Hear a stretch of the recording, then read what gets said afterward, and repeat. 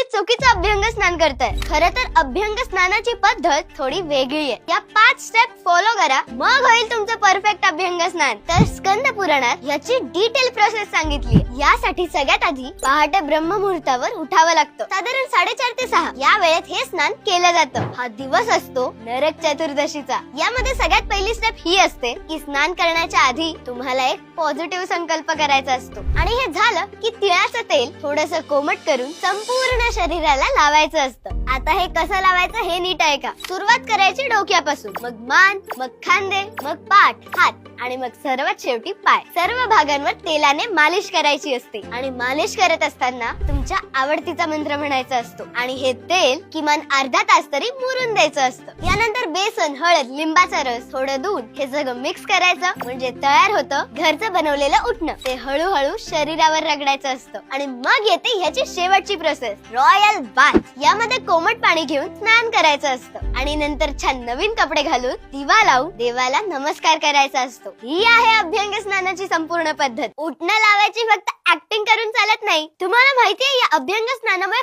काय काय फायदे होतात? या स्नानामुळे आपली लिम्फॅथेटिक सिस्टम ऍक्टिव्ह होते, सगळे टॉक्सिन्स बाहेर पडतात, बॉडी डिटॉक्स होते, त्वचा ग्लो करते, सगळ्यात महत्त्वाचं म्हणजे शरीरावरची सगळी धूळ आणि डेड स्किन निघून जाते आणि मग स्किनवर नॅचरल ग्लो येतो। कसली रॉयल अंघोळ आहे राव ही। चला आता हा व्हिडिओ माझ्या भावाला सेंड करते, त्या निमित्ताने का होईना तो अंघोळ करेल।